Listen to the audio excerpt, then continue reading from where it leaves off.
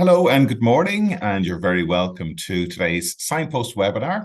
We hope you're keeping safe and well wherever you're joining us from this morning. This week, over 200 scientists, advisors, farmers, and representatives from the agri-food industry and the public sector gathered in County Wexford to hear the latest on water catchment science. The international conference, which was organised by the Teagasc Agricultural Catchments Programme, looked at 11 themes ranging from soil fertility to water policy. And we're delighted to welcome one of the speakers at that conference, Professor Patrick Drohan, who is a world-leading scientist in catchment management from Penn State University in the United States. Good morning, Patrick. You're very welcome to the Signpost webinar. Good morning. Thank you for the invitation. You're very, very welcome. We're delighted to have you here this morning. And Pat Murphy, good morning to you. Good morning. Pat, you're going to help us with some questions later on. Yeah. So Patrick, you're in Ireland for the week, or maybe a little bit more. Could you tell us a little bit about the work that you're doing in Penn State University and what brings you to Ireland in terms of your international work? So I've been running a study abroad course through various places I've worked since 2001 that looks at the coevolution of land ownership, agriculture, and soil management, land use management. And that experience dovetailed with a visiting doctoral student from Teagasc back around 2013, Ian Thomas, who was doing similar research to me. Pat Murphy, you were at the conference this week. What were the main messages coming from the conference? Well, I suppose one of the key issues is I suppose the ongoing learning and the ongoing continuation of trying to understand the dynamics of losses to water quality, losses of nutrient to water, a lot of focus on measures to reduce that, but also I think more than other years, a huge amount of focus on what we need to do from a behavioral perspective, from a knowledge transfer perspective, what we need to do to try and get messages across. I suppose in the 12 years now since the first catchment conference that we had, a lot of science has come through on the dynamics of the nutrient. We have a lot better understanding, but some of the key questions now is how do we get implementation of that on the ground?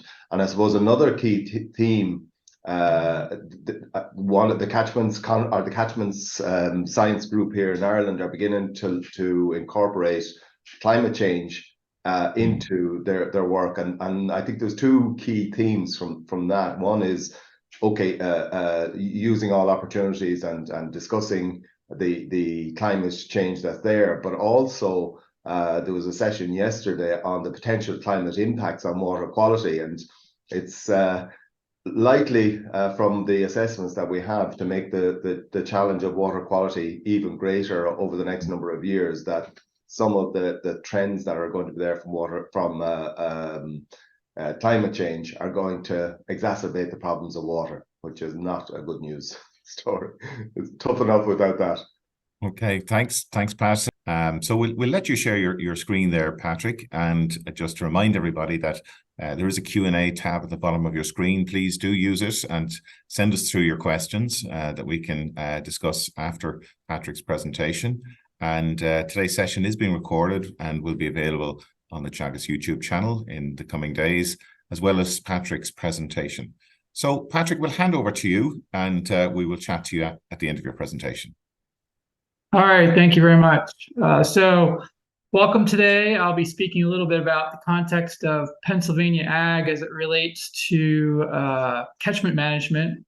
You're looking here at a picture of our Chesapeake Bay watershed, which is the primary watershed that most of our sub-watersheds in Pennsylvania feed into, our largest being the Susquehanna River Basin.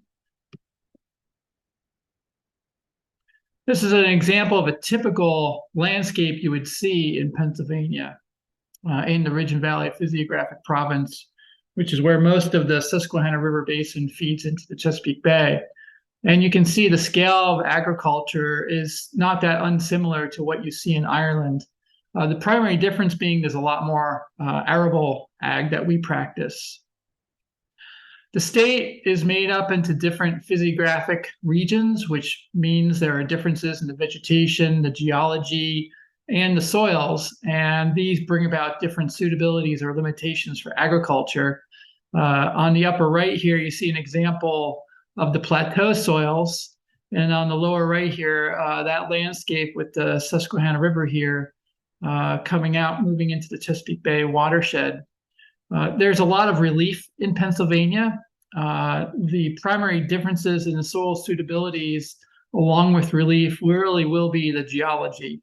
And so the soils in this part of the state are heavily influenced by limestone in the valleys, making them very good for agriculture. And then the soils on this part of the state are very influenced by sandstone and shale, which do not make them very suitable for ag. There are also many drainage problems in this part of the state. Looking from the air, again, you see an example of that valley and ridge province with the ag confined down here in the valleys and the ridges being comprised largely of forested areas managed by the state. These are important watershed recharge zones and are actually protected under state ownership now. And there you really get an idea of how flat that plateau is. It's really a pool table or billiard table incised by river systems. Not much ag goes on up here. There are some small areas, though, that would be typically in some type of pasture or mainly small row crop.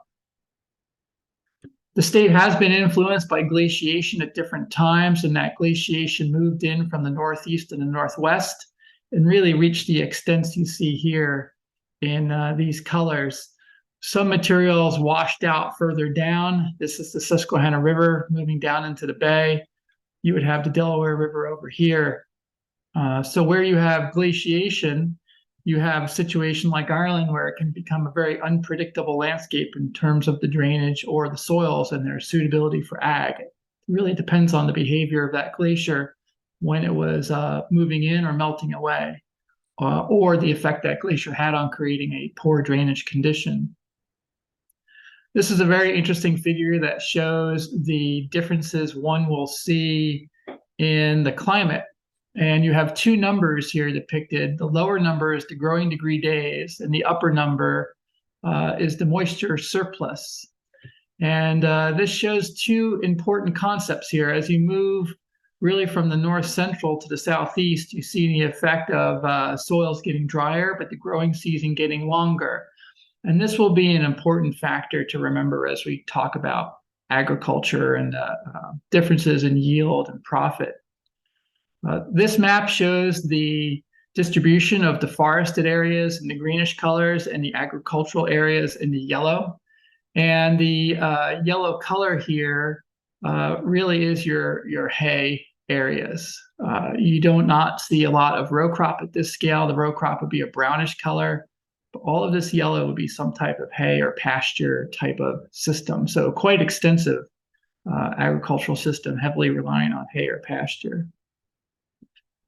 These are a set of figures that give you an idea of where the types of ag are in the state. And this one in the lower right will be consistent between the two slides. And that gives you an idea of the farms that are making the most money. And then by looking at these other figures, you can get an idea of what types of ag might be driving that.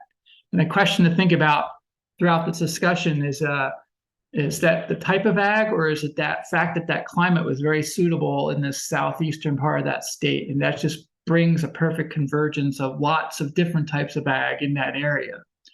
So you can see where a lot of our beef cattle is concentrated, broilers, swine, horse, and then we move on to the next one. Our field crops are really distributed throughout the state. You can see here we have quite a lot of mushroom production in the state, but it's confined really indoors in the southeastern part. Vegetable farms, again, scattered throughout the southeast, some in the western part of the state, quite a few around Center County here. This is where the main university is. So a heavy concentration of population there to support. You're seeing more and more vegetable farms in the state move in, and actually several of those are transitioning from dairy into vegetable. And that's partly because of the cost of moving a lot of our vegetable crops from the west coast of the United States. And then our greenhouse and nursery operations really are centered on our major population centers. So this concentration here is really feeding the Pittsburgh area. This is a demographic that shows the concentration of population in the state. And so the higher the peak, or the more orange the color, the more people. And so that Susquehanna River Basin watershed really is in this part of the state, feeding the Chesapeake Bay in this direction. This would be the Delaware River Basin over here, and that does not drain into the Chesapeake Bay watershed. This is the effect of Philadelphia. This is Pittsburgh. And this would be Scranton, Wilkes-Barre.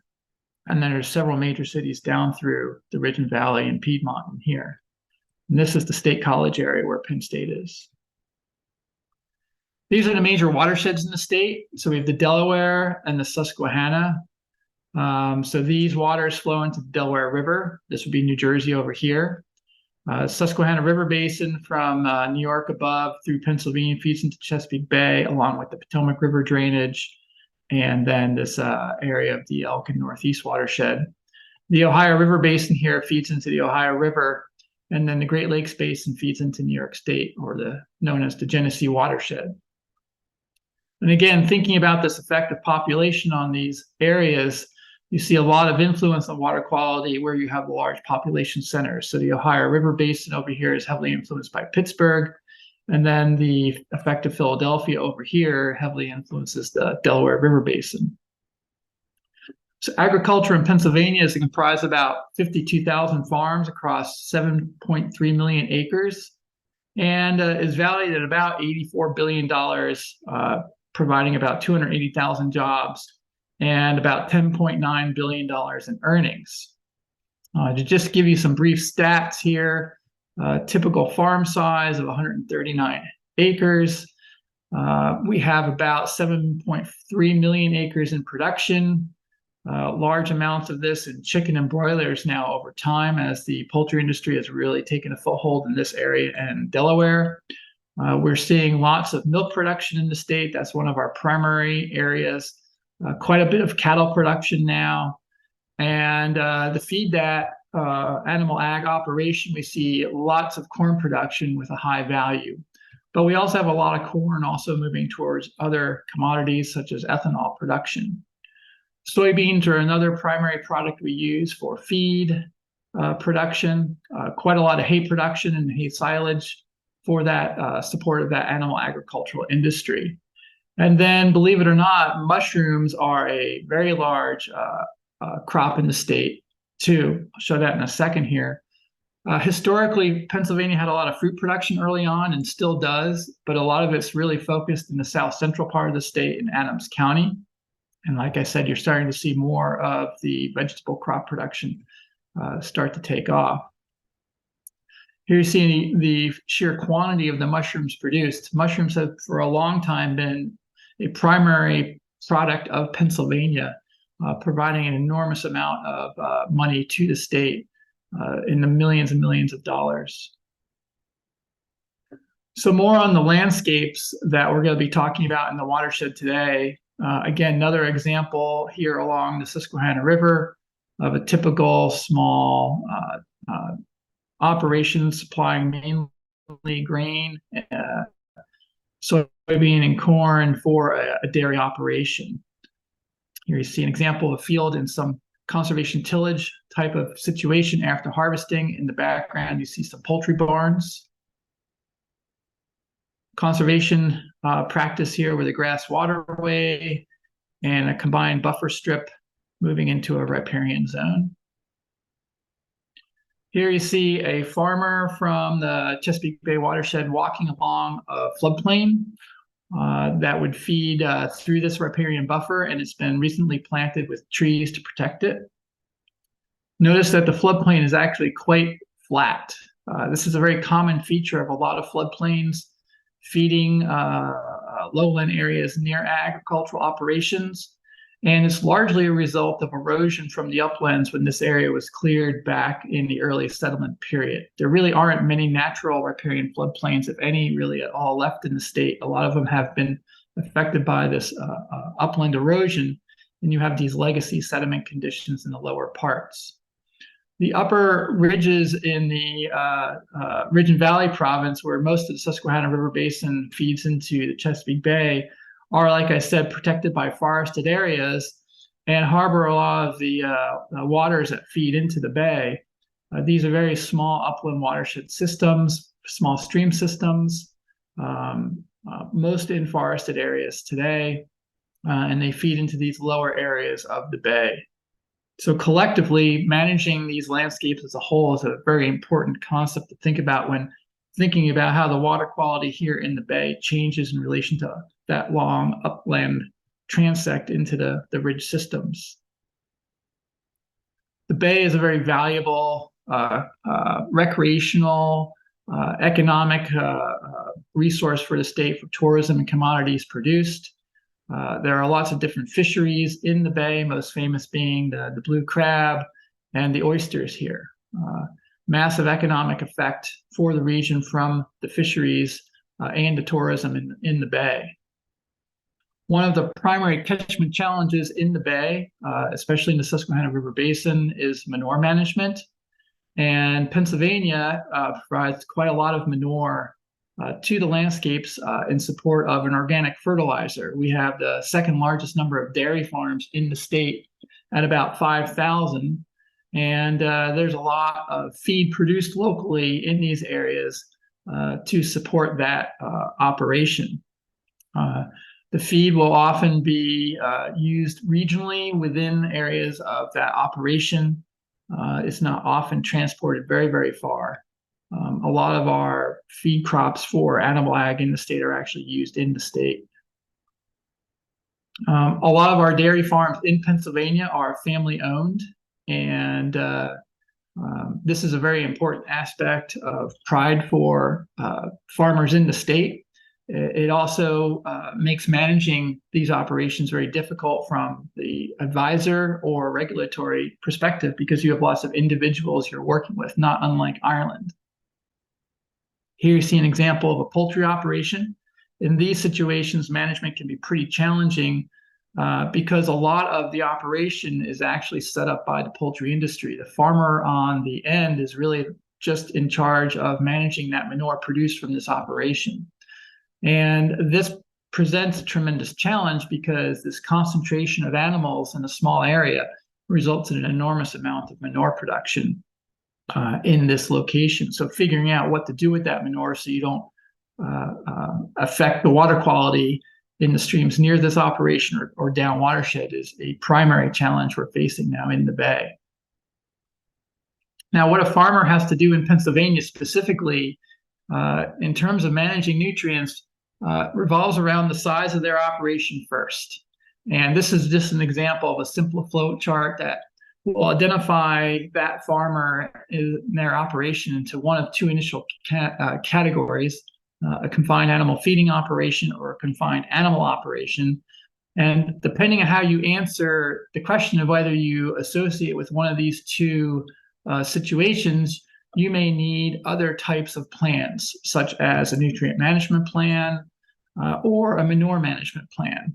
In fact, at certain sizes of your operations, you may need special permitting that requires quite a bit of paperwork to carry out.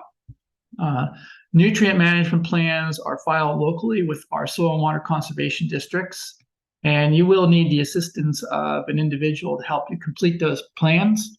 Manure management plans do not have to be filed locally. They can be kept on farm, but they have to be available if someone asks for them.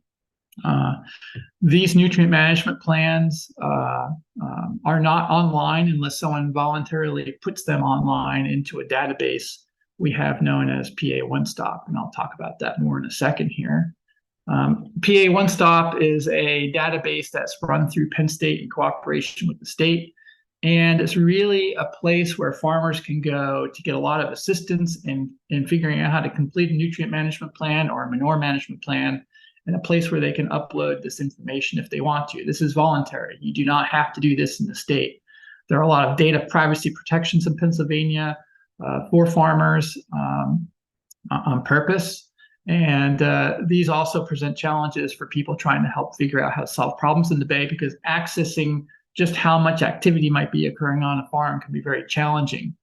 There are 66 counties in Pennsylvania, and that information on nutrient management planning is housed in those individual offices. You literally have to go to an office, ask to see the folder with that information to see what might be happening on one farm. One of the other major challenges in our catchments has been climate change, and this is an example of recent flooding in Annapolis. This flooding is becoming more and more common as storm intensity increases. And how we manage this storm intensity change over time in relation to the movement of soils and the materials carried in water along with those sediments becomes a real challenge. So we're seeing problems with storm runoff like you are in Ireland, and figuring out how to deal with that storm runoff locally is becoming quite a challenge. Where Penn State's located, you've seen a lot of our municipalities actually start to size up the infrastructure used in urban areas to capture stormwater because of the sizes of the storms that have been changing over the last 15 years. Here you see an example of the Susquehanna River following one of those major river flooding events associated with runoff, and you can see the sediment suspended in the water column. So roughly, Pennsylvania has about 27,000 miles of stream that are being harmed by pollution now. And those primary sources of pollution associated with runoff are abandoned mine drainage, agriculture, and stormwater runoff. And a lot of that mine runoff is really associated in that western part of the state where you saw the Allegheny or Appalachian Plateau. And the agricultural runoff is really associated more so with the central and eastern part of the state where the soils are more suitable for agriculture. So more than 90% of what Pennsylvania needs to do in terms of meeting Chesapeake Bay pollution cleanup mandates really stems from nitrogen pollution reductions that have to take place in the bay. We do a lot of water quality monitoring with scientists, but also with citizen scientists who are volunteers. And this citizen science program is becoming an ever-increasing part of helping to gather data and also educate young people who then later on grow up to have a greater appreciation of the challenges facing the bay. Just to give you a little example of that mine drainage problem, here you see examples of mine drainage moving into a river system. And what you see here is really a sediment laden with iron oxides that have come from the mine waters. Those mine waters have a lot of iron in them in a reduced form, and when that water interacts with the more oxygenated environment when it comes out of the mine to the river system, that iron changes form and you actually get a pigment like you would see in paint, iron oxide. That's the orange color here. Various ways to deal with this water when it's coming out of the ground have been thought of, from passive treatment systems here to actual full-size water treatment systems. This is quite a big challenge in the state. A lot of this, though, is really centered over on the plateau where the coal mining has been associated. We have about 5,500 miles of streams in Pennsylvania that are affected by abandoned mines, and that's going to become an ever-increasing challenge for the state. The other real aspect of focus in the Chesapeake Bay watershed has been, confined animal operations and confined animal feeding operations is what CAFO and CAO stand for. Soil health is another primary factor we're focusing on in the state of Pennsylvania, like you see in Ireland, improving soil structure, keeping alive root in the ground, etc. And this is certainly going to be an important aspect of meeting the nutrient management reduction goals, especially with the introduction of cover crops as a recommended annual practice that farmers help to implement. And primary benefit being preventing nitrate leaching, minimizing soil erosion, adding more organic matter back to that soil system. One of the other big factors of climate that's affecting our agriculture has been changes in temperature over time. And you see here a progressive warming from the southeast moving north in Pennsylvania. And this has had new challenges for us in the form of drought, like you saw in Ireland this past May when I was here, for the same time period you were experiencing drought, we were experiencing drought. This is becoming, unfortunately, a somewhat annual occurrence, and how we deal with this is becoming a problem. The increase in temperature is also forcing, especially fruit growers, to think of new varieties that they have to start planting and to meet these new challenges of extended growing seasons, but also unpredictable frost periods early in the season. If you get a frost or a freeze associated with flowering, you can lose your fruit crop, and this becomes a big risk factor for a lot of growers. One of the key aspects of managing Chesapeake Bay's water quality really comes in this role that my university plays, and it's a unique model. It's called a land-grant university, and it's very different from the model you see at Cadalton or the four-year schools with their CERT programs. Penn State was really set up as or the idea of the land-grant institution was really set up to provide education for all because of the exclusive nature of education in America prior to the land-grant systems. So in the late 1700s, early 1800s, there were not a lot of opportunities for the general public to go to schools. And so the idea of the land-grant universities really was one where you could teach agricultural skills to support rural communities, mechanical skills. These are actual pictures of early Penn State students in Penn State barns.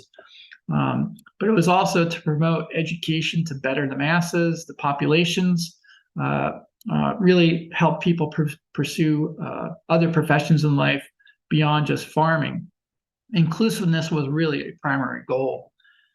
President Lincoln, along with Justin Morrill, were the ones who set up what was called the Morrill Act, which really set the stage for the land grants coming about. And these schools in America today have to have agricultural and engineering programs, along with an officer training program for the military that we call ROTC here.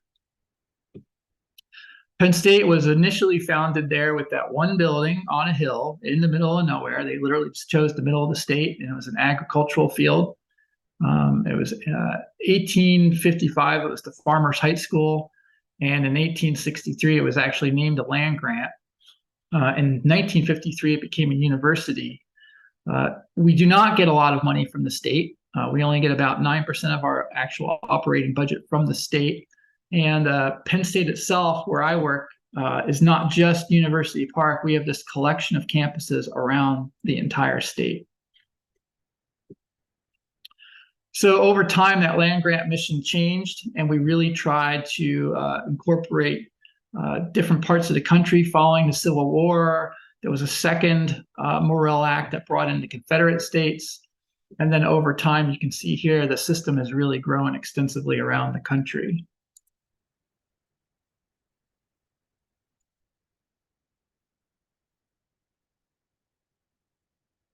So one of the goals of extension was really to be able to share research findings with the population. And the USDA hired Seaman Knapp as a way to do this. And that's where the idea of the extension program was born. This was formalized in 1914 under what was called the Smith-Lever Act. And it really set up this partnership with the land-grant universities and focused largely on helping the rural population, focusing heavily on agricultural issues. Now, one of the things you have to remember is that at this time in the United States, 50% of that population lived in rural areas, and 30% of the workforce was simply engaged in farming. Today in our College of Ag, the demographics are very different, with about 70% of our students not even coming from an agricultural background, but rather an urban suburban background. Our extension folks will work heavily with the Chesapeake Bay watershed in order to provide education and support for the public and the growers in the watershed. And there's a variety of ways this was done. Like today's Signpost talk, we do similar things in the United States and Pennsylvania. One of the other challenges we're facing in the Bay are differences in the demographics. We're seeing a heavy influence on cropland conversion nationwide, with a lot of that cropland growing towards high density or low density development for residential urban areas. That's the red color you see here on the maps. This change in agricultural land conversion has been increasing over time. Here you see a zoom in of the Pennsylvania area, and you can see the reds showing that the intensity of conversion to urban areas really is associated with the areas that have existing population centers.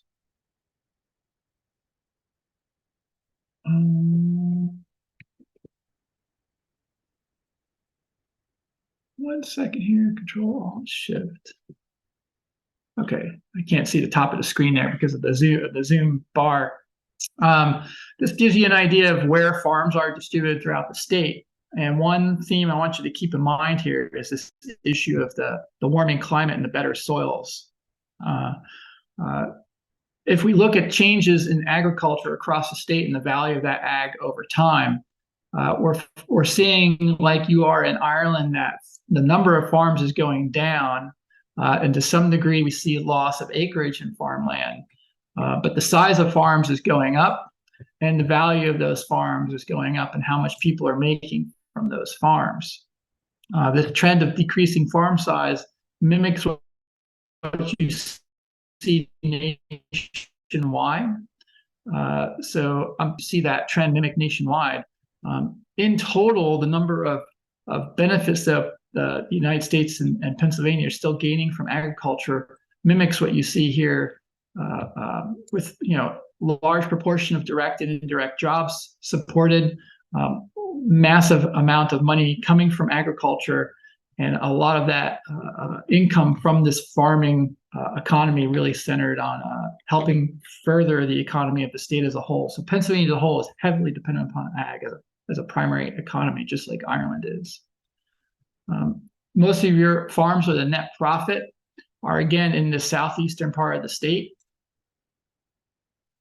And again, think about this in terms of that climate. Really, this is a good soils, good climate a model here supporting this ag. Where we are in relation to other states, we're the 6th largest number of people employed in agriculture. And we have, relative to the rest of the country, quite a lot of producers. But that overall population of producers relative to the state's population is still very small, like Ireland. Like Ireland, a lot of our producers are over 50. That's what you see here. And we still do not have a lot of female farmers, although that number is increasing every year. A lot of those markets are associated with nursery, greenhouse, or the niche agricultural operations focused on markets in urban areas. The value of farmland in Pennsylvania is going up. So our sales in the country rank 19th, and our farmland prices are going up. Right now, you're looking at about $7,300 per acre. That's cheaper than the state of New Jersey, but somewheres in Pennsylvania, you can see extremely expensive farmland. $30,000 per acre. You're down here in Lancaster County. Oh, sorry, hit the wrong button here.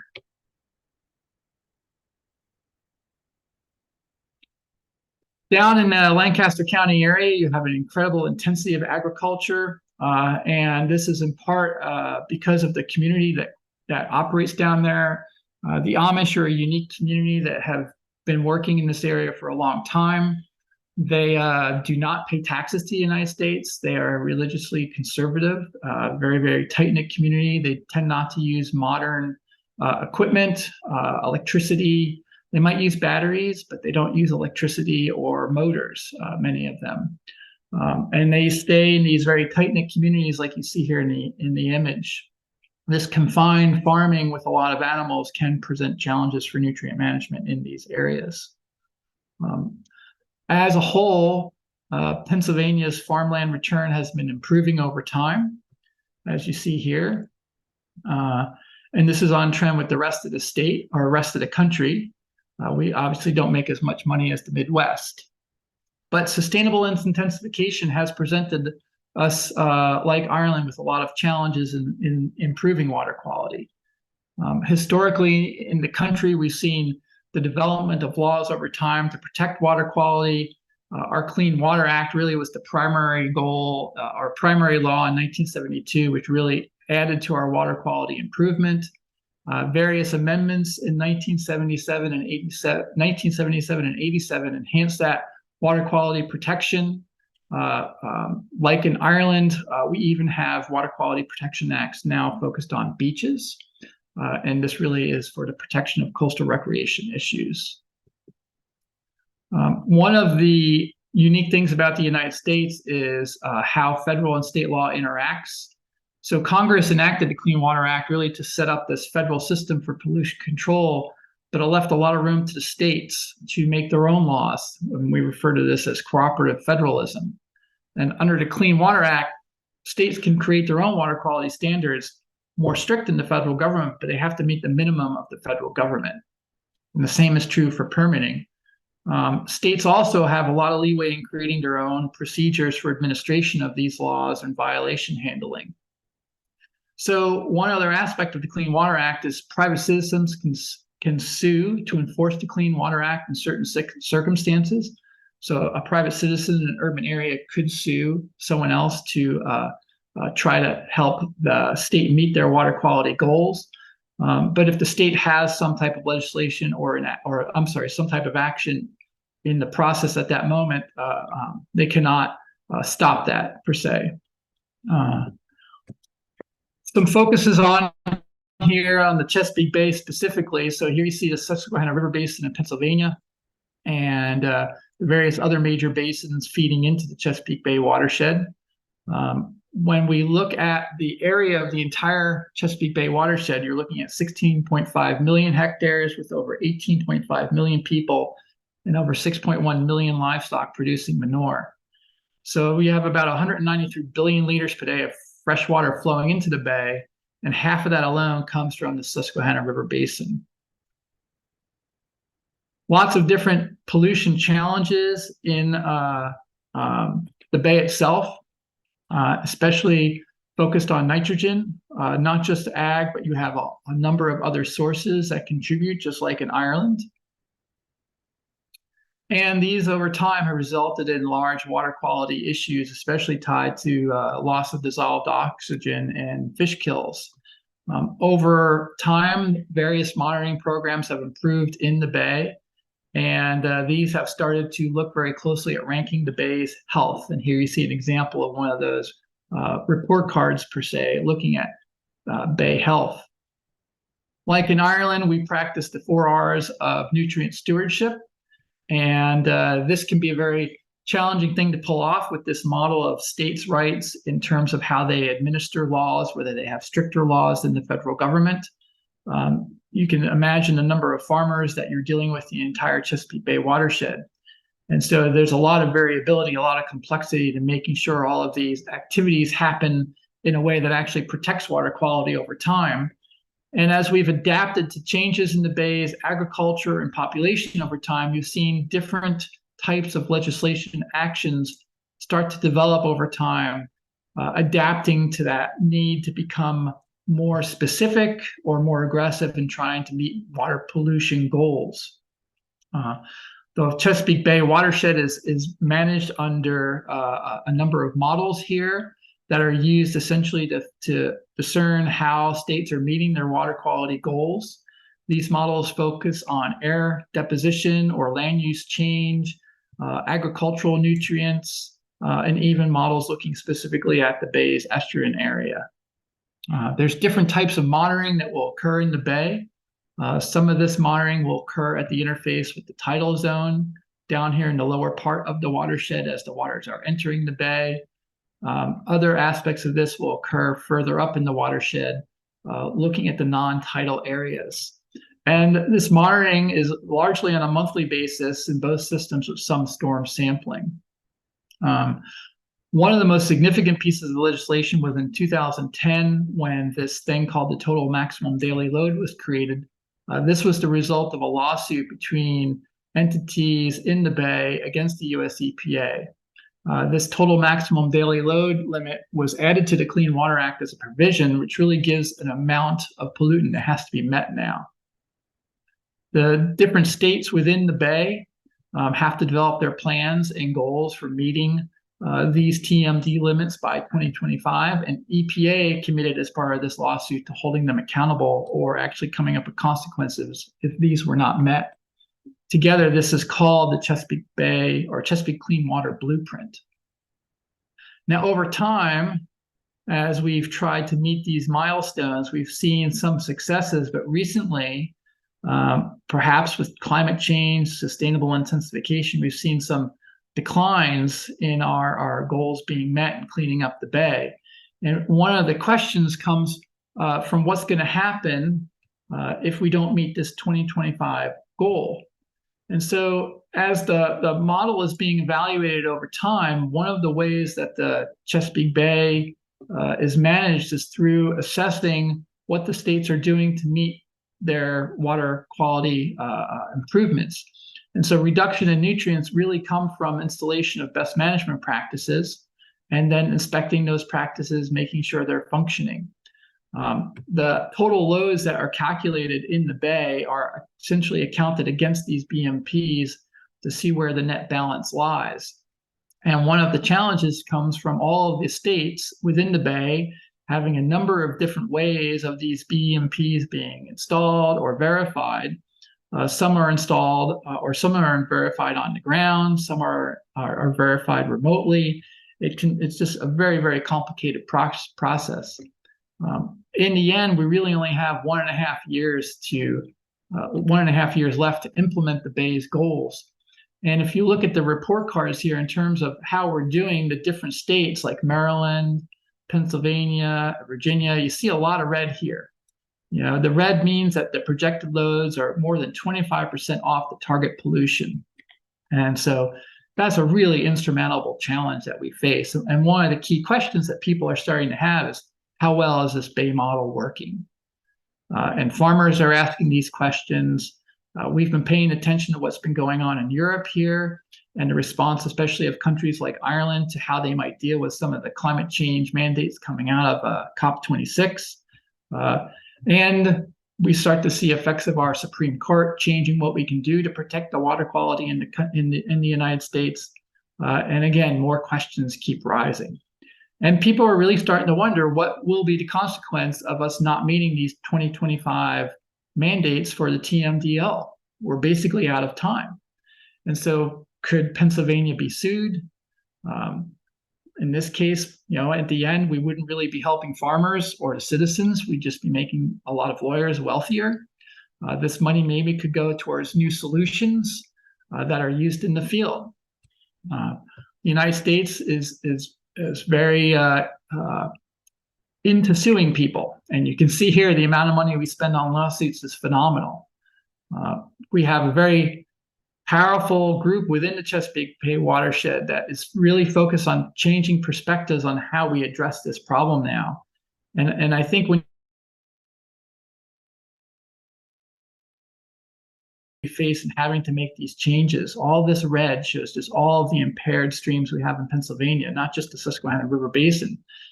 This is a really phenomenal problem. When we start looking at the entities that manage the watershed, the most powerful group is what's called the Chesapeake Bay Commission. And they recently came out with a piece that really focused on pointing out that the funding needed to meet the watershed reduction pollutants, our goals for watershed pollutant reduction, are really underfunded. And there needs to be a way that money can be generated to improve this. And they've come up with this solution of taxing water withdrawals.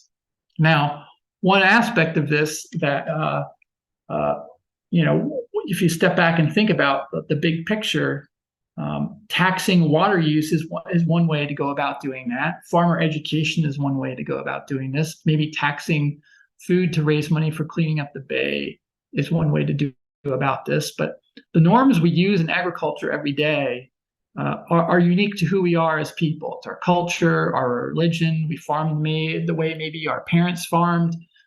We farm maybe the way we were taught at Cadalton College. But clearly, whether you're in Ireland or the United States, the challenges we face with water quality are so complex, maybe we can become paralyzed by indecision. And one of the things I've been thinking very strongly about recently is have we gone too far in the complexity? How do we make it even easier to solve this problem? And that's primary reason why I keep coming back over here, is because coming to Ireland gives me these new ideas that I can take back to Pennsylvania, because we don't think like the European Union or Ireland. The federal government might be akin to the European Union, and the state of Pennsylvania might be akin to Ireland. But the way you govern and what you're allowed to do in terms of your laws is very different from America. So that just gives you a little bit of an oversight into the issues here. I can answer some questions now. I know I went a little bit long here, but I thank you for the invitation. Thanks, Patrick. No, I really enjoyed your presentation, and lovely shots of the beautiful Pennsylvania. I mean, just on those issues that you raised at the end, the complexity, and are we overcomplicating things sometimes when we're looking at the basic problems of nutrient loads within water? And I was just looking at some of the water quality figures. It does seem to be going in the wrong direction, if I'm not mistaken, in the most recent monitoring reports there for the Chesapeake Bay. So it does. And you use the word more aggressive type of measures that may be needed. I mean, if you had a free hand in terms of what might be done there, and if you had a decent budget, what sort of measures would you be looking at introducing? I have become very interested. So here's a key problem. Sorry, you might just stop sharing your screen, Patrick, just in case it causes problems. Right. We use a model in the United States called entrepreneurial ag, like you do in Ireland to a degree, right? Business can do what they want to a degree. But this has created, especially with manure, a phenomenal problem. Too much manure in too small of a place. And so if we got rid of the manure, that would be a solution. We can't get rid of the manure without getting rid of the animal ag. And like Ireland, agriculture defines who we are in Pennsylvania. And so what do we do with that manure? One way would be finding a use for it. And so I've been thinking very, very seriously about this idea of energy production and better nutrient development from anaerobic digesters. You can actually produce a better soil amendment using anaerobic digesters to a degree if you have a multi-input system. But energy production is really a solution that I think could be very useful. And we've been looking at this concept of what's called a manure shed in the Chesapeake Bay watershed with colleagues of mine, Sibin Raj, Sherry Spiegel, who works with the United States government, as a real solution to identifying where the manure is concentrated. This is an AFB, and Northern Ireland's been talking a lot about this. And I really think a primary solution is to develop a manure market that takes as much of that manure off the landscape as we can, that's in excess of what the soil needs, and using that in some way as in energy production. And then I think you have a post-secondary product that can be very valuable. Yeah, there is a lot of emphasis on that circular bioeconomy here in Ireland now. Just finally, before we move into the audience questions, what sort of supports are there for farmers to maybe help somebody to do a nutrient management plan? The advisory services, are they, how freely accessible are they to farmers? So some farmers will have low cost or free access to nutrient management plan assistance, but the majority will need to hire someone called a certified crop advisor to assist with that plan. It's actually that online portal that you saw has a lot of information there, can assist with that. The manure management plan is far easier to develop, and you can, from what I understand, just develop that on your own in your farm as long as you have it in your kitchen or on the shelf. It's a nutrient management plan that really requires the sign off at the Soil and Water Conservation District office associated with each county. But yeah, there is a lot of services out there that can provide that assistance, but it would be something you probably have to pay some money for. Okay, yeah. No, in terms of behavioral change, it is regarded as a very strong measure to support and to partner with farmers to have a strong advisory service in place there to help them to make those changes. I'm conscious of time, so I'm going to ask Pat to maybe go through some of the questions. Now, your line is a little bit a little bit cutting in and out. So Patrick, we might ask you to turn off your camera just for now, just to try and help us get to the hour. I know it's not ideal, but it might just ensure that you stay with us. Yeah, good few questions coming in there. One, I suppose, that we associate a little bit with Pennsylvania in some discussions here. What are your thoughts about fracking effect on water quality, or is there any evidence of problems? So I actually did a lot of research looking at the land use change associated with fracking when it was taking off. Fracking to some degree is a catch-22. You know, it's a energy resource within your own country. You don't have to go somewhere else in the world to extract energy from there to use it. I personally wish that maybe we had used more of the energy that we're taking from the ground in Pennsylvania, but that's not necessarily a choice I could make. I think for what you're seeing now in terms of the state regulation, the state is doing the best it can with what it has in terms of trying to keep fracking in a balance with the landscape disturbance. And one thing that we have seen over time is the footprint of fracking has decreased as the technology has progressed. So you're seeing more wells on one pad where they do the drilling, and that. We're losing you a little bit there. Oh, sorry. No, you're okay. We're back again. Yeah. Okay, just a question there. How significant are river restoration initiatives in the state? For example, natural floodplains, buffer strips, riffles. What level of I suppose physical interventions are taking place around the rivers? Riparian buffer zones are an enormous focus in Pennsylvania, and that's probably one of the primary ones we see now.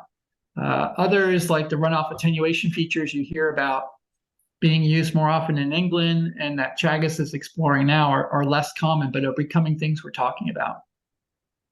Okay. Just a question in terms of two things around organics. One is soil organic matter trends, and is that something that's focused on in terms of soil management? And a question in relation to the degree of organic farming in the area. Organic farming is becoming much more common because there's a higher return you can earn from that.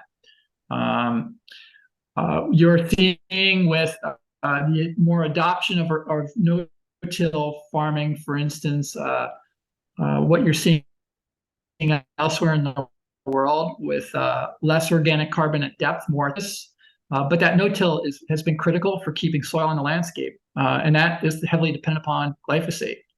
I saw the question there about glyphosate. You know, it's a catch-22. Without glyphosate, I worry how much erosion we would have. But there is more and more discussion in the United States about water quality and glyphosate, especially because of the recent research on PFAS, the forever chemical that we're seeing in a lot of our water systems in the country. I might ask you to just expand a little bit on that I suppose that glyphosate dilemma in terms of the consequences of not being able to use glyphosate from an environmental perspective, as well as the any issues that are emerging from the use of glyphosate. There's a balancing act there. You might comment on it. Yeah, so glyphosate has been implicated or shown to result in some weed resistance over time, and so it's essentially becoming less effective. That's one problem we're facing. Another concern has been water quality. Is it getting into water quality and contaminating waters? But the no-till ag, you saw the differences in the topography in Pennsylvania. The no-till ag is heavily dependent upon glyphosate, and if we can't keep some root in the ground year round, the soil's not going to be held there, and no-till ag is heavily dependent upon using glyphosate to keep that organic material in the ground. Okay, just a couple of questions in relation to nutrient management. One, why isn't nutrient management made compulsory from all farmers? And then just a quick explanation of the potential difference between a nutrient management plan and a manure management plan. So a manure management plan is not required to be on file with the local soil and water conservation district office like the nutrient management plan is. Farmers involved in animal ag with manure, applying manure on their farm, applying nutrients with animal ag have to have that nutrient management plan. That is required. So all farmers involved in that type of ag have to have it. Okay, and I suppose a question there, maybe tongue in cheek a little bit. Should we become more litigious in Ireland in terms of trying to manage our environmental objectives? I think a lawsuit has its place where someone has exhausted all other options. I do not think we've exhausted all other options. I am really into understanding myself, why I don't change my behavior sometimes. And I am really interested in thinking more about this in terms of agriculture. You have a farmer who's also a landowner. That landowner sits on a lot of wealth in that land. And some landowners lease a lot of land because they don't have a lot of land. So there's different degrees of economic security that even what you would call a farmer has. And then if you place all these requirements on top of them in terms of meeting regulations for environmental quality, it can become overwhelming. Yeah. So a lot of what I'm thinking about lately is trying to spread the need to change what we're doing more across society as a whole. And maybe to some degree taking farmers out of the equation, like with the manure issue and the bioreactors and the energy production.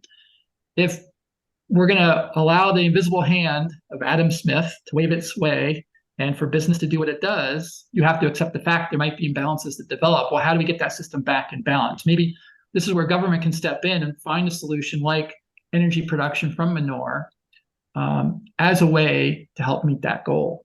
Because if that culture values agriculture as central to who it is and its economy, you can't just take it away, right? That's what the effect of overregulation might have. Okay. Then you destroy the people.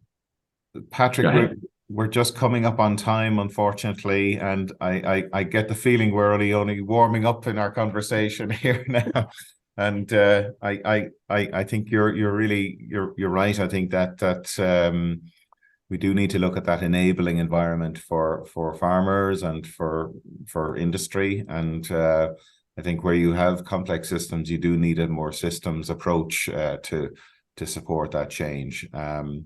So Patrick, thank you so much for joining us today, and I hope you're getting to enjoy Ireland and that you're not rushing back to Pennsylvania too soon. And I'm sure we'll have you over again. I believe you're a frequent visitor to Ireland anyway, so we look forward to having you again, maybe at some point in the future. So until for today, Patrick, thank you so much for joining us. Pat, thanks for helping out with questions.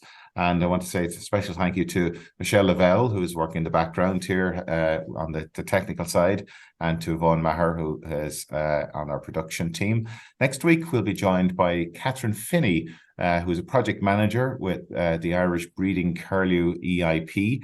And Catherine will be talking about the Irish Breeding Curlew EIP and the impact that's having on curlew population. So until next week, we hope you have a nice weekend and stay safe. Thanks very much.